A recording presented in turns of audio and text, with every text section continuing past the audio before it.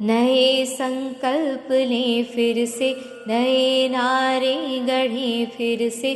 उठो संग्रामियों जागो, उठो संग्रामियों जागो। नई शुरुआत करने का समय फिर आ रहा है, कि जीवन को चटक गुलजार करने का समय फिर आ रहा है। चलो अब एक नए अभियान के पदचाप गूंजे, चलो अब एक नए अभियान के पदचाप गूंजे। मौत की सुनसान सोनी वादियों में फिर कि नूतन सर्जना के राग भर दें। शोक गीतों भरी इन घाटियों में फिर दरकती हिमशिलाएं, दरकती हिमशिलाएं। सर्दियों के बाद हरदम ही वसंत आता रहा है। यह प्रकृति की गति रही है, अंधेरे गर्भ में ही रोशनी पलती रही है। अंधेरे गर्भ में ही रोशनी पलती रही है। पराजय झेलने पर भी शिविर में न्याय की हरदम मशालें जीत की जलती रही है। पराजय आज का सच है, पराजय आज का सच है। समर तो शेष है फिर भी, उठो ओ सर्जकों, नव जागरण के सूत्र रचने का समय फिर आ रहा है, कि जीवन को चटक गुलजार करने का समय फिर आ रहा है। नए संकल्प लें फिर से, नए नारे गढ़ें फिर से। उठो संग्रामियों जागो, उठो संग्रामियों जागो। नई शुरुआत करने का समय फिर आ रहा है, कि जीवन को चटक गुलजार करने का समय फिर आ रहा है, फिर आ रहा है, फिर आ रहा है। ओम शांति। सेवा है यज्ञ कुंड, समिधा सम हम जले। सेवा है यज्ञ कुंड, समिधा सम हम जले। ध्येय महासागर में सरित रूप हम मिले। लोक योगक्षेम ही राष्ट्र अभयगान है। सेवारत व्यक्ति कार्य का ही प्राण है। ऊंच नीच भेद भूल हम सब रहे। सहज बंधु भाव हो, राग द्वेष ना रहे। सर्व दिग प्रकाश हो, ज्ञान दीप पाल हो। चरण शीघ्र दृढ़ बढ़े, ध्येय शिखर हम चढ़े। मुस्कुराते खिले उठे मुकुल पात पात में। लहर लहर सम उठे हर प्रघात घात में। स्तुति निंदा लाभ लाभ, यश विरक्ति चाव से। कर्म क्षेत्र में चले सहज स्नेह भाव से। दीनहीन सेवा ही परमेष्टि अर्चना। केवल उपदेश नहीं कर्म रूप साधना। मन वाचा कर्म से सदैव एक रूप हो। शिव सुंदर नव समाज विश्व वंद्य हम गढ़े। सेवा है यज्ञ कुंड और हम है समिधा। सेवा है यज्ञ कुंड, समिधा सम हम जले। ध्येय महासागर में सरित रूप हम मिले। ध्येय महासागर है, हम सरिताएं हैं। लोक योगक्षेम ही राष्ट्र अभयगान है। सेवारत व्यक्ति कार्य का ही प्राण है। शरण चरण शीघ्र दृढ़ बढ़े, ध्येय शिखर हम चढ़े। ये मार्ग है सतत सेवा का। सेवा यदि यज्ञ कुंड है तो समिधा सम, लकड़ियों के सम हम उसमें जले। हड्डी हड्डी सेवा, सर्वंश त्याग सेवाओं में। और सेवाओं में या ज्ञान में या योग में या धारणा में एक नई चीज लानी है। कौन सी चीज लानी है? जो 51 में जब सेवाएं चालू हुई तब बाबा के हृदय में सबसे सर्वोपरि रहती थी। वो कौन सी चीज थी? अर्जेंट, अर्जेंसी, अभी के अभी, तुरंत। सेवा कैसे हो? अभी के अभी हो जाए, तुरंत हो जाए। तो 50 में यहाँ आए, 51, 52 में सेवाओं को, बहनों को भेजा गया। 52, 53 लगभग सबसे पहला सेवा केंद्र स्थापन हुआ। कहाँ पर? कमला नगर। और वो जो कमला नगर का केंद्र था उसमें नीचे मकान मालिक था और ऊपर सेवा केंद्र था।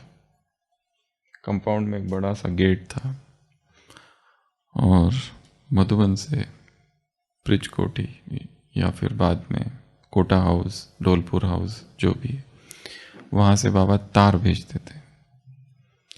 और वहाँ का जो पोस्ट ऑफिस था वहाँ से एक दिन में 3 बार तार वो डाकिया आता था।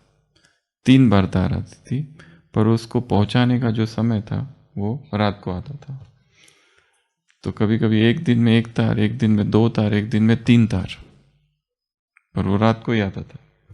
और ये जो मालिक था वो गेट बंद कर देता था और फिर वो तार लेकर आता था। ठक ठक, कौन? तार वाला। क्या है? ब्रह्मा कुमारी जी तार ले लो। क्या कहता था? ब्रह्मा कुमारी जी तार ले लो। लोग सोचते थे ये धार्मिक संस्था है। तार कब दी जाती है? तार तब दी जाती है जब किसी की डेथ हो गई, अर्जेंट, कोई एकदम अर्जेंट न्यूज हो। और यहां हर दिन तार आती है, हर रात को तार आती है। ये है क्या? ये संस्था है? ये धार्मिक संस्था है या कुछ और है? और धार्मिक संस्था में कौन सी अर्जेंसी? धार्मिक संस्था में अर्जेंट क्या होता है? शांति से काम चलता है धर्म का। यहां तो तार आ जाती है। ब्रह्मा कुमारी जी तार ले लो। और एक दूसरी बात, यहां तक कि खाली रुका नहीं है वो, तुरंत एक टांगा इधर से, एक टांगा उधर से। कुछ ब्रह्मा कुमारी बहनें इधर से उतरती उस टांगे पर, दूसरी ब्रह्मा कुमारी बहनें उस टांगे से उतर रही, अपना सामान इधर, जैसे फौज में कोई लड़ाई हो रही है। आर्मी इधर से आ रही है और उधर जा रही है, और आर्मी उधर की आर्मी इस छावनी से उस छावनी में जा रही है। लोगों को लगता था कौन सा युद्ध चालू है, क्या है ये? शायद युद्ध ही था, और युद्ध ही था, परंतु स्थूल युद्ध नहीं था, विकारों से युद्ध था। या इस ब्रह्मा कुमारी को अर्जेंट उधर भेजो, अर्जेंट ये लिटरेचर पब्लिश करो, अर्जेंट ये साहित्य भेजो, अर्जेंट भाई। तो बाबा को रहता था कि हर काम कैसे हो? तुरंत, अर्जेंट, अभी के अभी हो जाए। और उसमें 3 स्टेजेस थी। सबसे पहला तो कोई किताब है वो लिखो, तुरंत लिखना, राइटिंग, किसी टॉपिक पर पॉम्पलेट, फोल्डर, बुक तुरंत लिखनी है। कितने दिन में लिखूं? अभी बस आधे घंटे में, 1 घंटे में, 2 घंटे में, 4 घंटे में, तुरंत लिखनी है, अभी के अभी।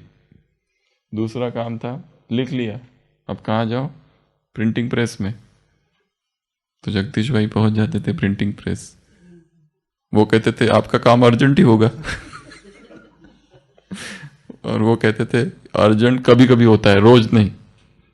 रोज थोड़ी होता है अर्जेंट, अर्जेंट कभी कभी होता है। ये तो तुम रोज ही आ जाते हो अर्जेंट लेके, आज माफ कर दो, आज तो ये काम नहीं होगा। जगदीश भाई कहते माफी तो शिव बाबा से मांग लो। ये सारी घटनाएं हैं 1953 से 61 तक की सारी घटनाएं। कोई डेट एक नहीं है कि इस डेट ये हुआ या उस डेट में हुआ, ये सब सेवाओं का विस्तार है। तो वो कहते थे इस बार तो हम नहीं करेंगे। अर्जेंट हर बार थोड़ी ना अर्जेंट होता है तुम्हारा काम, तुम्हारा ही करते रहेंगे क्या। वो कहते इस बार ये वेरी अर्जेंट है। फिर भी वो बहुत अड़े रहते थे। तो अनुनय विनय और प्रार्थनाएं कि नहीं छपवा दो, वो मना करते थे मालिक प्रेस का। फिर वो जो दूसरे होते थे ना वहाँ अक्षर छपवाने वाले, तो वो थोड़ा इंटरवेंशन करते थे बीच में। वो कहते ठीक है हम लोग थोड़ा और टाइम कर लेंगे, इनका काम कर दो। और वो कभी कभी बिल्कुल ही मानते नहीं थे तो ये धमकी देते थे रोक देंगे तुम्हारी प्रेस, प्यार प्यार में, क्योंकि दोस्ती थी, इतने समय से छपवा रहे। और फिर कैसे भी करके उनसे प्रिंटेड करा लेते थे। तीसरी स्टेज थी डिस्ट्रीब्यूशन की। प्रिंट तो हो गई, अब क्या करना है उसको डिस्ट्रीब्यूट। सभी काम एक ही। कितनी लगन इसमें लगती है कि खुद ही लिखो, लेके जाओ, वो छपाई करो, और फिर अब क्या करो प्रिंट डिस्ट्रीब्यूशन। उसके लिए फिर स्टेशन मास्टर, सुपरिटेंडेंट, फिर उस पर भी वापस लिखो पार्सल फॉर्म में, अर्जेंट तुरंत भेजो। और फिर वो जहाँ जा रहा है वो बीच बीच में जो सेंटर और जो भी है उनको भी फ़ोन करो, उनको भी बताओ, फ़ोन या तो तार करो कि वहाँ वहाँ पहुँच जाओ स्टेशन पर, लिटरेचर आ रहा है, अर्जेंट छत, अर्जेंट अर्जेंट अर्जेंट, तुरंत, अभी के अभी। दूसरा एक इवेंट है, शिवरात्रि थी। और फिर बाबा हमेशा कहते थे कि ईश्वरीय मत और मनुष्य मत, इस पर एक किताब होनी चाहिए। और एक बार जगदीश भाई से कहा कि एक पर एक किताब लो, लिखो जिसमें सारे पॉइंट्स कवर होनी चाहिए। वो किताब है, वो नई वाली नहीं, पुरानी वाली, 50s वाली, 50s और 60s में जो पब्लिश हुई, मनुष्य मत ईश्वरीय मत। तो बाबा ने कहा कितना दिन में करोगे इसको पब्लिश या लिखोगे। जगदीश भाई ने कहा 1 हफ्ता। बाबा ने कहा 1 हफ्ता, शिवरात्रि 4 दिन के बाद है, और तब तक क्या क्या हो जाना चाहिए, लिखना, छपाई और डिस्ट्रीब्यूशन। कहाँ 1 हफ्ते का टाइम कहाँ है किसके पास है, फटाफट करो काम। तो वो 3-4 घंटे दिन छोड़ दिया, रात का टाइम, भोजन सब छोड़ के वो बुक लिखने के पीछे। और 2 इसमें लिखनी है, हिंदी और फिर उसको इंग्लिश ट्रांसलेशन करना है। जगदीश भाई ने लिखा इंग्लिश ट्रांसलेशन कहाँ बैठ के की, उसी प्रेस में, पहले हिंदी में लिखा और प्रेस में भी बैठ के इंग्लिश ट्रांसलेशन। न दिन न रात, भोजन की कोई खबर नहीं क्या हो रहा है। और साथ में विश्व रतन दादा बैठे हुए प्रूफ रीडिंग और हेल्प करने के लिए। और काम कैसा होना, अर्जेंट अर्जेंट। वो लोगों को भी लगता होगा यहीं बैठ के लिख रहा है, जरूर अर्जेंट होगा। काम पूरा हुआ, दे दिया, और उसके बाद में आगे क्या हुआ, बुखार चढ़ गया 104। तो लेट गए, आराम करने लगे थोड़ा। ये सब राजौरी गार्डन की काम घटना है, राजौरी गार्डन। और फिर अचानक ठक ठक देखा तो बाबा और विश्व किशोर भाऊ मिलने आ गए। उनको किसी ने बताया पता नहीं। जगदीश भाई लिखते मैंने तो किसको नहीं बताया, मैं तो चुपचाप आ गया था कमरे में सोने के लिए। वो आ गए। 64 पेजेस की वो किताब हिंदी में और इंग्लिश में पब्लिश हुई थी। ईश्वरीय मत और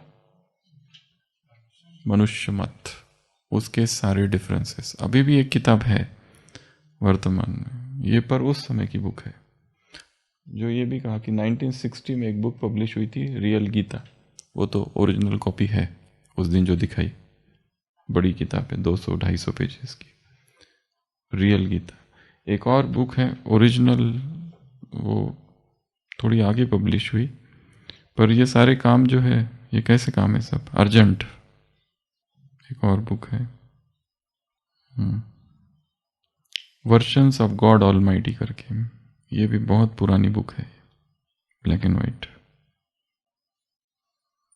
19 पेजेस की, वर्शंस ऑफ गॉड ऑलमाइटी, ये एक बुक है। तो बाबा ने बहुत प्यार वगैरह किया फिर और इसकी कहीं चर्चा तो नहीं होती है, पर कहते हैं कि ब्रह्मा बाबा को एक, जिसकी बाबा ने भी कहीं कोई वर्णन, कभी कोई ऐसा डिस्क्रिप्शन या कहीं पर पब्लिश नहीं है, पर एक हीलिंग एनर्जी बाबा में आ गई थी, हीलिंग पावर, जो कहते हैं कि कभी बहुत गर्म चाय या कॉफ़ी या जो कुछ अचानक एक बार गिर गया था किसी यज्ञवत्स के हाथ पर, शायद मम्मा ही, एकदम हॉट, और बाबा ने उसको और हाथ घुमाया और वो ठीक हो गया। और ऐसी हीलिंग एनर्जीज जो होती है, देखा गया है जो भी योगी पुरुष होते हैं, जो लंबा समय साधना करते हैं, तपस्या करते हैं, योग करते हैं, किसी भी विधि से, जरूरी नहीं केवल राजयोग, आज तक द्वापर युग से ये एनर्जीज, ये पावर्स अपने आप डेवलप होती है। पर जो योगी व्यक्ति होते हैं वो कभी उसका प्रदर्शन नहीं करते। प्रदर्शन करने लगे तो भगत पीछे पड़ जाएंगे, हमारा भी ठीक कर दो। इसलिए जीसस क्राइस्ट जब भी किसी को ठीक करते थे तो क्या कहते थे उसको, ये किसी को भी बताना मत कि मैंने ठीक किया है। And the blind man came, एक अंधा व्यक्ति आया, उसको दिखाई नहीं देता था, वो उसको पूछते कि does thou believes thou that I canst cure thee, क्या तुमको विश्वास है कि मैं तुमको ठीक कर सकता हूँ? वो कहता है ये लॉर्ड यस। वो मिट्टी उठाता है, जीसस क्राइस्ट थूकता है मिट्टी पर, उसकी आंखों पर मल देता है। वो जन्मांध है, बचपन से अंधा है, कहता है जाओ पानी है मुंह धो लो। वो जाता है, मुंह धोता है और देखता है पहली बार उसको दिखाई देने लगता है, चिल्लाने लगता है, घूमने लगता है कि मुझे दिख रहा है, मुझे दिख रहा है। और लोग कहते ये तो वही है ना जो अंधा भिखारी वहां बैठा रहता था। और ये खबर वहां तक पहुंच जाती है, पंडित, पुरोहित, फैरिसीज जिसको कहते हैं, उसको बुलाया जाता है, इधर आओ क्या हुआ? वो कहता है पहले मैं नहीं देख सकता था, अब देख सकता। किसने ठीक किया? वो कहता है वो जो था ना उधर, उसने। इनको चिंता हो जाती क्योंकि इनका बिजनेस ठप हो जाएगा अभी। वो कहते हैं हम नहीं मानेंगे, तुम्हारे माँ बाप को बुलाओ। उसके माँ बाप को बुलाते हैं, उसको पूछते हैं कि ये तुम्हारा बेटा कैसा जन्म लिया था? वो कहता है अंधा। अब तो चिंता और बढ़ जाती है उनकी, मतलब हमारे होते हुए कोई दूसरा आ रहा है और लोग ठीक हो रहे, तो हमारी जो धार्मिकता है वो कम हो जाएगी ना। तो ऐसे बहुत सारे मिरेकल्स दिखाए, इसलिए जीसस क्राइस्ट हर एक से कहता है किसी को बताना मत। पर वो ये बातें छिपती नहीं है। एक व्यक्ति पैरालाइज पड़ा हुआ है 40 साल से, वो चल ही नहीं पाता है, सैबत का दिन है, वो जीसस क्राइस्ट आता है, वो देखता है उसको, करुणा से भरा हृदय, get up and walk.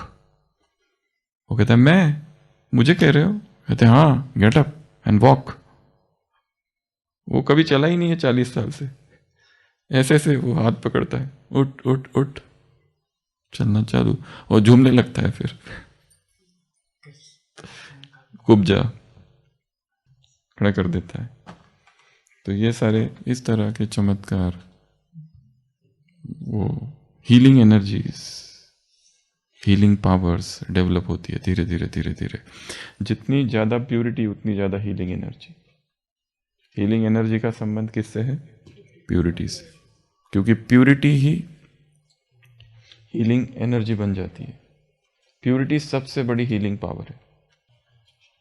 Raman Maharshi, Ramakrishna Paramhans, cancer था ये लोगों, इतना पेन, फिर भी वो डिटैच रहते थे इस प्यूरिटी की एनर्जी की वजह से। हील तो नहीं होता था वो, पर उन पर कोई प्रभाव नहीं था, इतना डिटैच्ड। तो प्यूरिटी हीलिंग एनर्जी भी है और प्रोटेक्टिव एनर्जी भी है, सिक्योरिटी है। प्यूरिटी इम्यूनिटी है सबसे बड़ी। ये खाऊं कि वो खाऊं, उससे इम्यूनिटी नहीं बढ़ती है। इम्यूनिटी किससे बढ़ती है? प्यूरिटी से। Purity is immunity. कोई इंजेक्शन दे दो अच्छा वाला, ताकत आ जाए। प्यूरिटी की टी टी पार्टी। तो ऐसी एनर्जी, हीलिंग एनर्जीज डेवलप होती है। पर हाँ, इसको चैनलाइज कहाँ करना, वो इम्पोर्टेंट है। यदि इसका प्रयोग करते करते व्यक्ति में अहंकार आ जाए और वो दिखावा करने लगे, तो वो अपने आप कम हो जाएगी। जैसे स्वामी विवेकानंद के जीवन में दिखाया है उनका मित्र राखाल, गुरु भाई, जो बाद में स्वामी ब्रह्मानंद बनते, अलौकिक नाम। तो उसके घुटने में बहुत दर्द होता है। तो स्वामी नरेंद्र कहता है, कहाँ क्या हो रहा है? वो कहता है, मुझे यहाँ बहुत दर्द हो रहा है। कहते दर्द हो रहा है, अभी देखता हूँ क्या करता है। अपना हाथ ऐसा रख देते, ध्यान अवस्था में चले जाते और सारी एनर्जी फोकस कर देते। और वो थोड़ी देर के बाद आँख खोल के उसको पूछते, अब कैसा है? कहता है, दर्द गया। तो नरेंद्र नाथ को इतनी खुशी हो जाती है, भाग भाग के अपने गुरु के पास जाते हैं, मैंने ये कर दिया। गुरु कहते हैं, अरे मूर्ख, मैंने तुम्हें ये ऊर्जा, जो शक्ति दी है, विश्व कल्याण के लिए दी है। ये किसी की बीमारी ठीक करने के लिए नहीं दी है। ये घुटना ठीक करके तुमने क्या कर दिया? उसका कर्म भोग था वो, उसको भोगने देना चाहिए था। इंटरवेन क्यों किया बीच में? और तुम्हारी अपनी ऊर्जा चली गई उसमें। ये ऊर्जा, ये हड्डी का दर्द और पेट की बीमारी ठीक करने के लिए नहीं है। और किसी को ठीक करने, वो ठीक हो भी जाए तो एक्सीडेंट होके चला जाएगा, फिर क्या करोगे?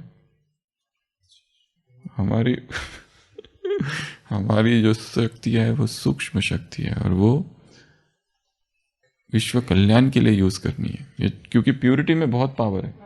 अगर कोई चाहे, अगर हीलिंग एनर्जीज, कई लोग होते हैं उनमें हीलिंग एनर्जी होती है, अपने आप होती है। जैसे माउंट में ही वो एक बाल कटाने वाला है, तो उसके पास कई लोग आते हैं, कई लोग आते हैं और वो ठीक कर देता है। हमने उससे पूछा, तुम कुछ लेते हो पैसे? वो पैसे वैसे कुछ नहीं, ये तो बचपन से है, वरदान है मुझे। ऐसे कई होते हैं कि जिनमें एनर्जी होती है, उनके पास कुछ भी हो जाए, उनके पास चले जाओ, वो कुछ उल्टा पुल्टा करते हैं, वो ठीक हो जाता है व्यक्ति। झाड़ फूक वाले अलग होते हैं, ये अलग होते हैं। ये निस्वार्थ होते हैं।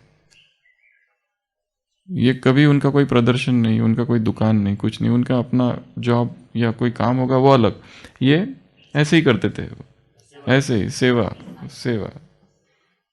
पर ठीक तो होते हैं लोग उनसे भी। तो कुछ कुछ आत्माएं होती है जिनमें हीलिंग एनर्जी होती है, हीलिंग पावर्स होती है। तो ये भी एक बाबा के जीवन में एक ऐसे कुछ कुछ उदाहरण है। जो भी आत्मा साधना करेगी उसे सिद्धियां मिलेगी, जो भी, और किसी भी तरह की साधना। सारी दादियां 60-60, 80-80, 90-90, 80-90 साल का ब्रह्मचर्य, कितनी ऊर्जा है हीलिंग की, पर वो उस तरह से कभी प्रयोग नहीं करेंगे। बारिश आ रही है, रुक जाए बारिश, ये सब चमत्कार नहीं करेंगे, कभी भी नहीं करेंगे, और किए भी नहीं कभी किसी ने। अगर चाहे तो हो भी सकता है, संकल्प में इतनी पावर है। 80 साल का ब्रह्मचर्य बहुत बड़ी शक्ति है। शास्त्रों में लिखा, एक रात का ब्रह्मचर्य 100 यज्ञों के बराबर है। यह 80 साल के ब्रह्मचर्य, कैलकुलेशन करो। तो जितनी प्यूरिटी उतनी क्या होगी? Healing energy.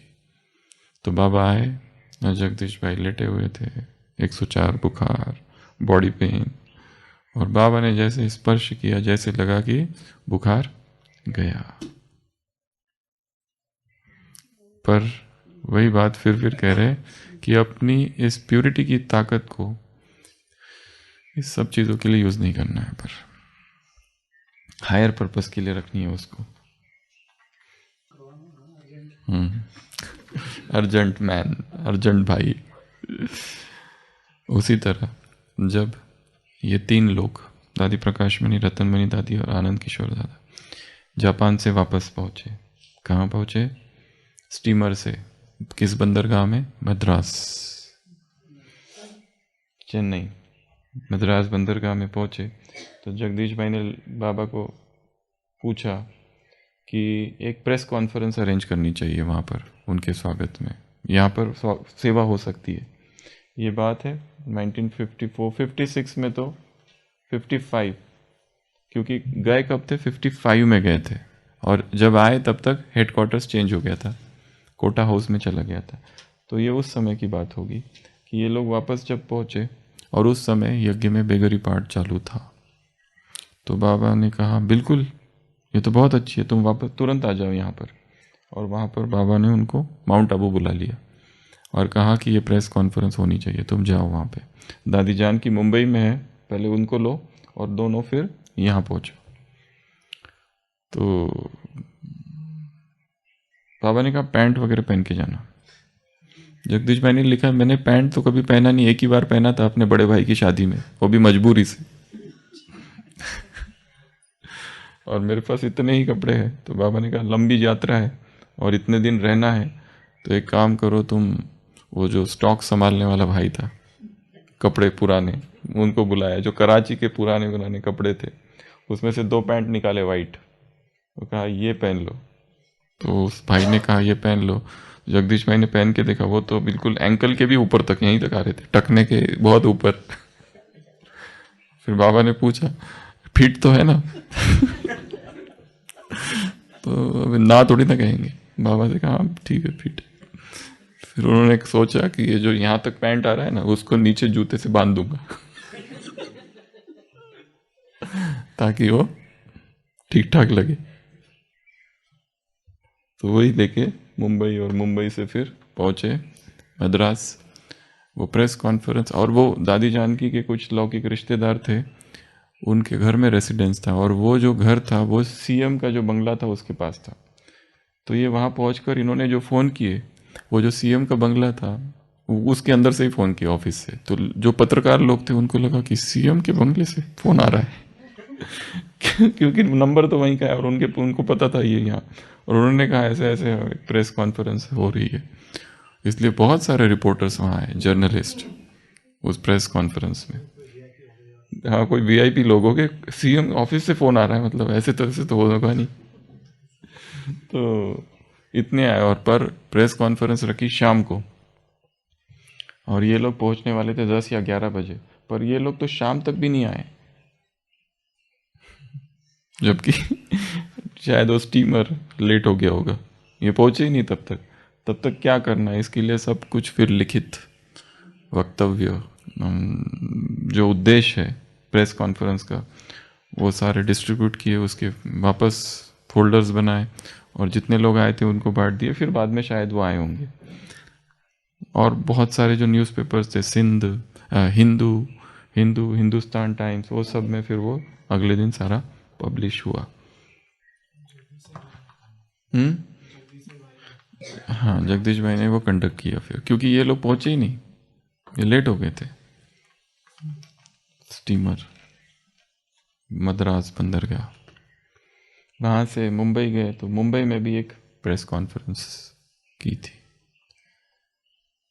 तो ये तीनों इवेंट, एक तो वो शिवरात्रि वाला, एक तो वो तार आना, और एक तो ये कॉन्फ्रेंस, बाबा क्या कहते थे, ये सब कैसा हो?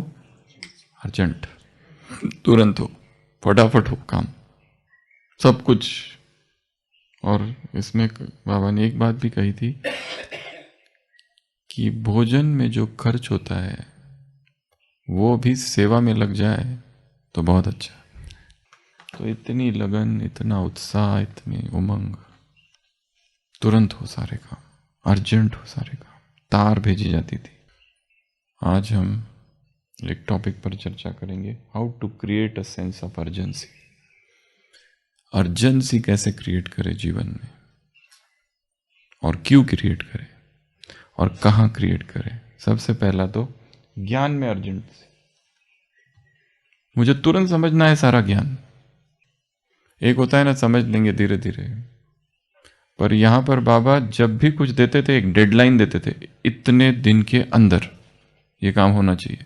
प्रकाशमणि दादी जी ने सुखधाम के लिए क्या कहा था, सुखधाम तैयार करना है, पर कितना, इतने दिन के अंदर हो जाना चाहिए, ये तारीख में कंप्लीट हो जाना चाहिए। तो सारे लोग लग गए।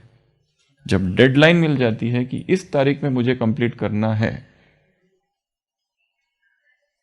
तब वो काम होता है, अर्जेंट होता है, नहीं तो अर्जेंट नहीं होता है। ठीक है, आज की मुरली पढ़ना है ना, ठीक है पढ़ता हूँ, आराम से पढ़ता हूँ, पूरा दिन पढ़ा है, नहीं, 1 घंटे के अंदर मुझे मुरली पढ़नी भी है, याद भी करनी है, रिवाइज भी करनी है, मन ही मन चिंतन भी करना है।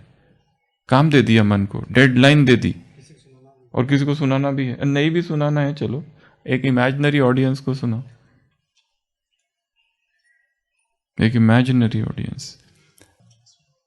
जैसे हम बहुत पहले, ये ज्ञान नहीं था हमारे पास तब,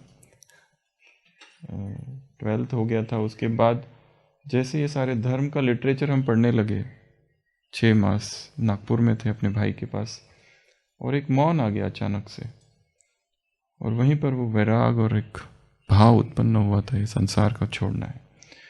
और वहाँ पर जो जो लिटरेचर पढ़ने लगे और जो जो पढ़ने लगे, हमें लगा कि हमारा जन्म इसलिए हुआ है वेदांत का संदेश सारे विश्व को सुनाना है। अहम ब्रह्मस्मि, प्रज्ञानम ब्रह्म, अयमात्मा ब्रह्म, तत्त्वमसि, खलविदम ब्रह्म सत्य जगन मिथ्या, बस इसी के लिए जन्म हुआ है, वेदांत के लिए।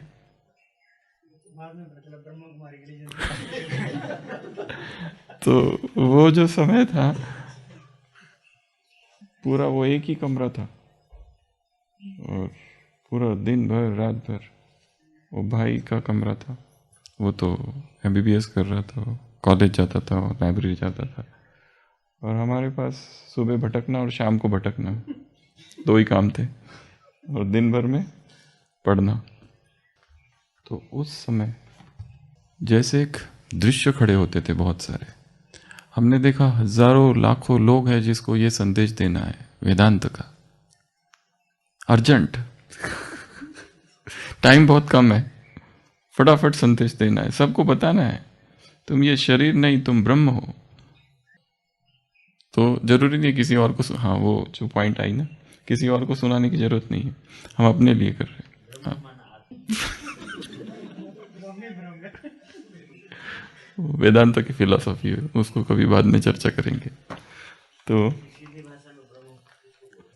बहुत बड़ी फिलॉसफी, छोड़ दो।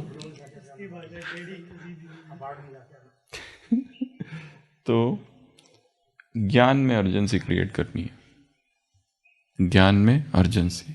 हमें याद है एक बार दादी जानकी से मिलने जाना था शाम को, तो सुबह हमने संकल्प किया था कि दादी के बारे में बाबा ने जो कुछ कहा है वो सब पढ़ के ही पहुंचना है। अब एकदम अर्जेंसी क्रिएट हो गई, इतनी सारी अव्यक्त मूल्य, और हर इसमें कुछ ना कुछ तो कहा है, बहुत सारी अव्यक्त मूल्य। तो दादी ने हमको एक किताब दी थी बहुत पहले, राजू भाई की लिखी हुई, जिसमें दादी के लिए बाबा ने क्या क्या कहा है वो सारे महावाक्य थे, छोटी सी।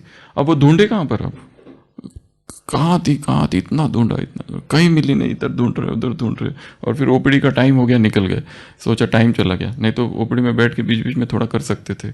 वापस आए, दोपहर को ढूंढी और फिर मिल गई एक जगह पर, और अभी तो बस अभी वापस जाना है ओपीडी, और फिर तुरंत निकलना है 5 बजे 5:30 बजे, और वहां पहुंचना है। टाइम इतना कम है, अभी कैसे करे इसको, और केवल पढ़ना नहीं, वो पूरा याद करके जाना है। एकदम ऐसा भयंकर अर्जेंसी क्रिएट हो गई, फटाफट फर्स्ट रीडिंग सेकंड रीडिंग फटाफट उसको याद करने का, क्या है किधर बोला। और फिर यहाँ से नीचे जा रहे थे कार से, उसमें भी खोला फिर रखा फिर खोला, फिर अभी फटाफट अर्जेंसी क्रिएट कर दी। वो हो गई बुक पढ़ के। इधर भी कभी सुनाए थे 2-3 बातें इधर एक बार सुनाया था तो दादी कहती कहाँ से लाया इतना सब तो ऐसे ही बोला था ना, कहाँ से जमा किया इतना, जमा कुछ कैसे कुछ बोला था, वो तब जमा किया हुआ था। एक और चीज़ है, यदि हमें कोई टॉपिक मिलता है और हम चिंतन करते हैं और शाम को वो होता ही नहीं है, जैसे किसी को टॉपिक दे दिया और उसने तैयारी की और शाम को वो क्लास ही नहीं हुआ या जो भी हुआ ही नहीं, तो लोग कहते हैं अरे देखा, मेहनत बेकार। मेहनत कभी भी बेकार नहीं होती, वो चिंतन बाद में काम आता है। एक्स्ट्रा अगर आपने चिंतन कर लिया आज, तो वो चिंतन कभी भी वेस्ट नहीं होता है। तो नहीं, जरूरी नहीं है, पर कभी तो काम आएगा। तो create a sense of urgency, तो ही हम पढ़ते हैं कुछ। जैसे ये किताब है, कितनों ने पढ़ी होगी? ये बहुत कम लोग होंगे जिसने पढ़ी होगी। अद्भुत कहानी वाली ले लो, जो नई बैच है अभी बाबा की, लास्ट 3-4 साल में जो ज्ञान में आए, बहुत कम लोग होंगे जिन्होंने यज्ञ की सारी बुक्स पढ़ी। क्यों? क्योंकि अर्जेंसी नहीं है। क्यों पढ़े? पूरी लाइब्रेरी पढ़ी हुई है।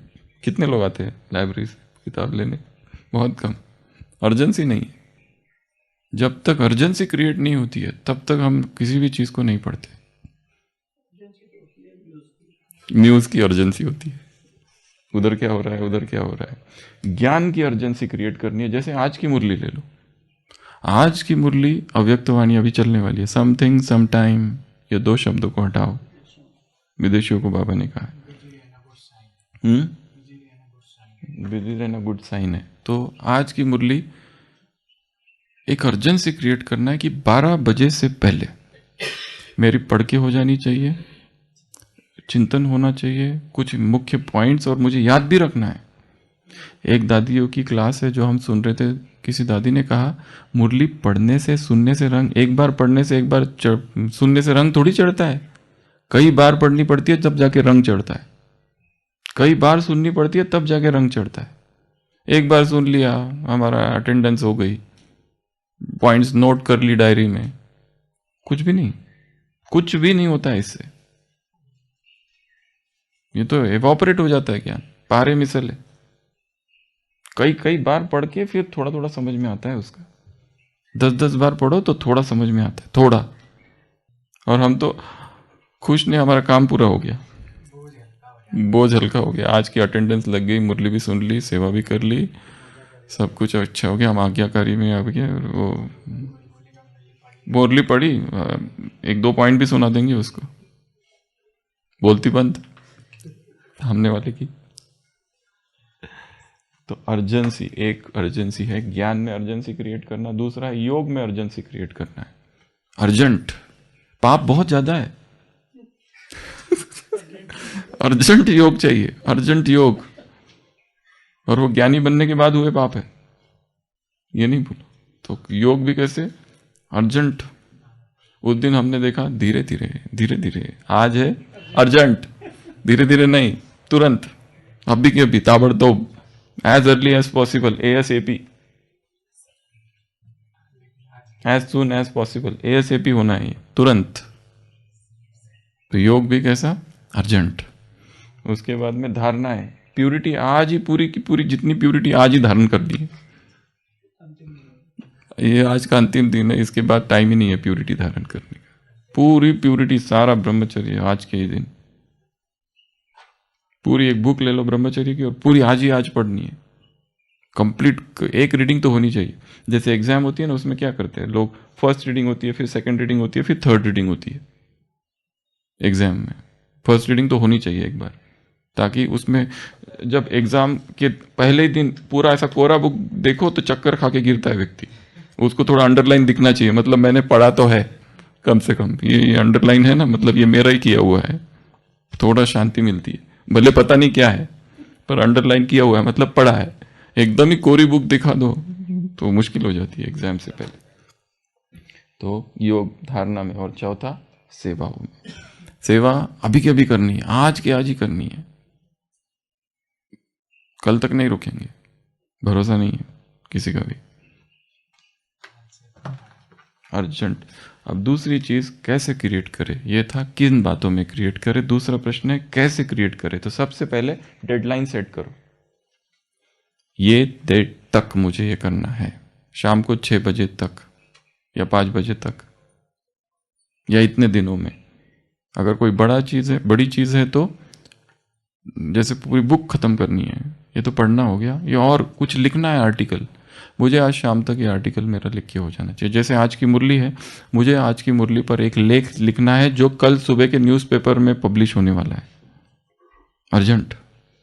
मुझे एक प्रेजेंटेशन बनाना है, एक पावर पॉइंट प्रेजेंटेशन बनाना है जो सबको दिखाना है, ये मुरली है, अर्जेंट। तो काम होता है।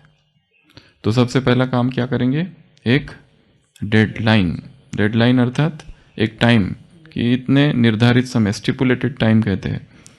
और दूसरा है क्यों करना है, रीजन क्या है इस अर्जेंसी के, उसके ऊपर फोकस करना है कि ये कारण है इसलिए मुझे अर्जेंट। एक ही काम, एक ही बुक है, कितने दिन से पढ़ रहे हैं, रोज 4 पेज, 1 पेज पढ़ते छोड़ देते, 1 पेज पढ़ते, पढ़े नहीं। वैसे हेल्थ के प्रति अर्जेंसी क्रिएट करनी है, एक्सरसाइज करते ही नहीं है, 0 एक्सरसाइज। आज से मुझे एक्सरसाइज चालू, एक्सरसाइज सुनते ही ऐसे डल हो जाता है माइंड। ठीक तो चल रहा है ना, क्यों चाहिए एक्सरसाइज, सब ठीक चल रहा है, कोई बीमारी नहीं है, रिपोर्ट सभी कराए, नॉर्मल है। हेल्थ के प्रति अर्जेंसी क्रिएट करनी। और अर्जेंसी जब क्रिएट किए, तीसरी बात, भोजन, देखा नहीं जगदीश भाई, दिन है रात है, भोजन सब छोड़ दिया, कुछ पता ही नहीं क्या हो रहा है, क्योंकि अब बस एक ही है, बाबा ने कह दिया 3 दिन में होना चाहिए। वो प्रेस में बैठ के इंग्लिश ट्रांसलेशन लिख रहे हैं, हिंदी, बुखार आ रहा है, कोई परवाह नहीं, पैंट इतनी छोटी पहन के घूम रहे बड़े बड़े वीआईपी से मिलने। एक वो तो सिलाई कर लेके जाते थे, वो सिरोही में ऑफिस में मिलने गए थे, वो पैंट ही फट गई जाते जाते। जगदीश भाई मिलने जा रहे थे, वहीं पे ऐसे ऐसे बैठ के सुई धागा लेकर जेब में, रिक्शे से उतरते समय फट गई पैंट। देखो, पर लगन क्या है, करना है। बाबा ने कहा 3 दिन में करना है, 4 दिन में करना है, इसको और नहीं खींच सकता मैं, बहुत मेरे पास टाइम कम है। तो कोई परवाह नहीं करनी है किसी भी चीज की। और एक बात, जो टाइम लिमिट सेट करो 3 दिन में करना है, उससे थोड़ा 6 घंटा पहले ही हो जाना चाहिए काम, और भी पहले, ये भी लक्ष्य रखना है। अगर 3 दिन का टाइम रखा है, कल शाम तक हो जाना चाहिए, तो हम ये सोचेंगे कल दोपहर तक ही मुझे पूरा करना है, कल दोपहर तक ही ये मेरा काम पूरा। और एक बात, सब कुछ मैं अकेला ही करूँ नहीं, डिस्ट्रीब्यूट करो रिस्पॉन्सिबिलिटीज़ की, थोड़ा इनको भी दो, उनको भी दो, उनको भी दो। एक होता है कि सब मैं ही करूँ, क्योंकि जब मैं ही करता हूँ तो तारीफ हो जाती है थोड़ी कि तुमने अकेले ने, वो भी तुमने, वो भी तुमने, वो भी तुमने, वो भी तुमने, फिर क्या, ऐसे ही थोड़ी ना है। हम भी कुछ है, डिस्ट्रीब्यूशन कर दो रिस्पॉन्सिबिलिटीज़ का। और दूसरा, इंटेंशन बहुत क्लियर हो, बहुत प्योर हो, लक्ष्य क्या करना है यही स्पष्ट नहीं है। जैसे आज की मुरली है, स्पष्ट नहीं है ये आज का करना क्या है मुझे मुरली में, बस जा रहे डोलते हुए और झूमते हुए। कब मुरली पूरी होती है कुछ पता ही नहीं चलता है, बीच का तो पूरा समय नींद में ही चला जाता है, आंखें खोलकर।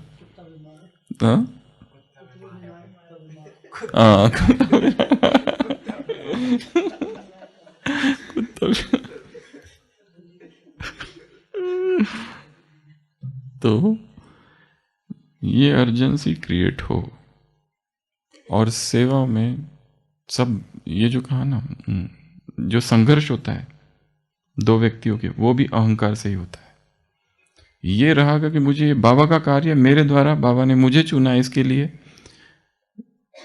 जैसे मुझे चुना है वैसे उसको भी चुना हुआ है, जैसे मैं इंपॉर्टेंट हूं वो भी इंपॉर्टेंट है। और बाबा का एक वाक्य है जो हमेशा याद रखना है, इन्वर्टेड कॉमा, बाबा के मुरब्बी बच्चों का कोई अपमान करे यह सहन नहीं होता है। एक सिकिलदी आत्मा है जो बहुत सेवा के निमित्त है, और उसका यदि कोई अपमान करता है तो वो बाबा को भी सहन नहीं होता है। बाबा को अपने सिकिलदे बच्चों का अपमान बिल्कुल सहन नहीं होता है।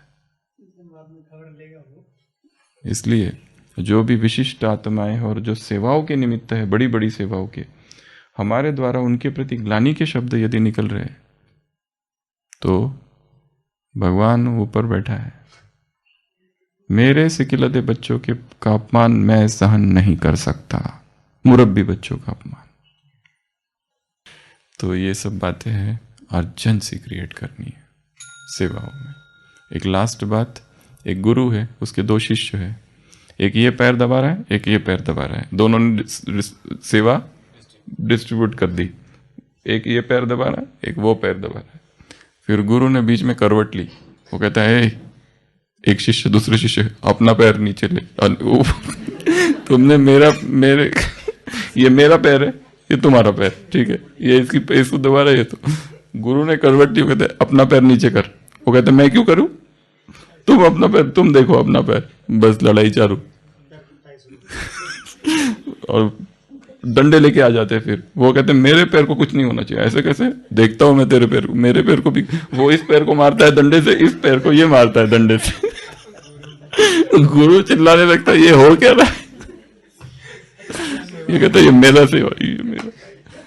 तो सारे पैर उसके ये। सेवा है यज्ञ कुंड, समिधा सम हम जले, ध्येय महासागर में सरित रूप हम मिले। योग लोक योग क्षेम ही राष्ट्र भयगान है, सेवारत व्यक्ति व्यक्ति कार्य का ही प्राण है। ऊंच नीच भेद भूल हम सब, ऊंच नीच भेद भूल एक हम सभी रहे। सहज बंधु भाव हो, राग द्वेष न रहे। सर्वदिक प्रकाश हो, ज्ञान दीप बाल हो, चरण शीघ्र दृढ़ बढ़े, ध्येय शिखर हम बढ़े। ओम शांति।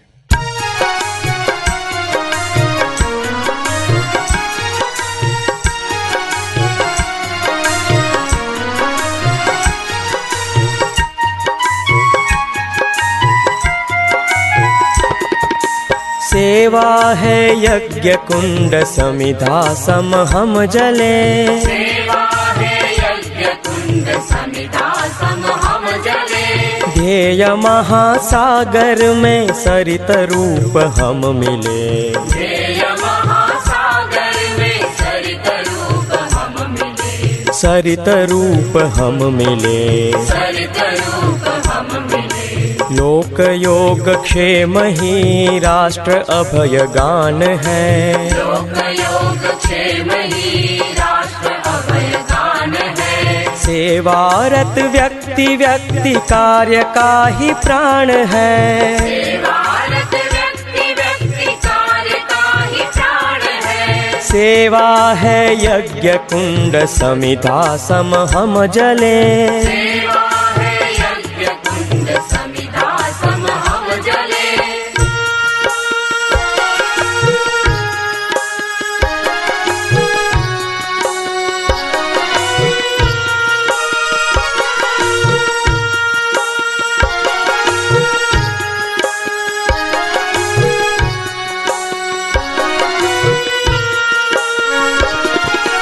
उच्च नीच भेद भूल एक हम सभी रहे। उच्च नीच भेद भूल एक हम सभी रहे। सहज बंधु भाव हो, राग द्वेष ना रहे। सहज बंधु भाव हो, राग द्वेष ना रहे। सर्वदिक प्रकाश हो, ज्ञान दीप बाल दो। सर्वदिक प्रकाश हो, ज्ञान दीप बाल दो। चरण शीघ्र दृढ़ बढ़े, ध्येय शिखर हम चढ़े। चरण शीघ्र दृढ़ बढ़े, ध्येय शिखर हम चढ़े। सेवा है यज्ञ कुंड, समिधा सम हम जले। सेवा है यज्ञ कुंड, समिधा सम हम जले।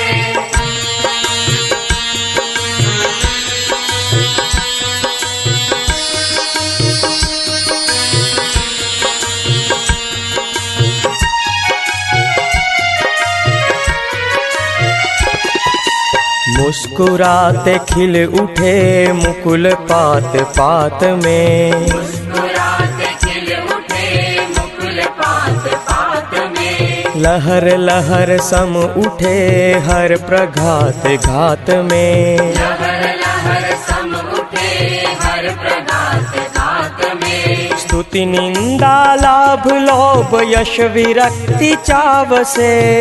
निंदा लाभ लोभ यश विरक्ति चाव से। कर कर्म क्षेत्र में चले सहज स्नेह भाव से। कर्म क्षेत्र में चले सहज स्नेह भाव से। सेवा है यज्ञ कुंड समिधा सम हम जले। सेवा है यज्ञ कुंड समिधा सम हम जले।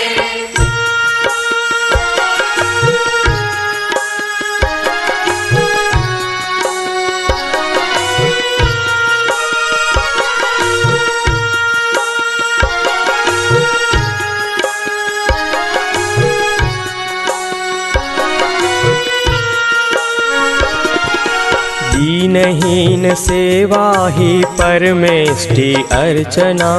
दीनहीन सेवा ही परमेष्टि अर्चना। केवल उपदेश नहीं कर्म रूप साधना। केवल उपदेश नहीं कर्म रूप साधना। मन वाचा कर्म से सदैव एक रूप हो।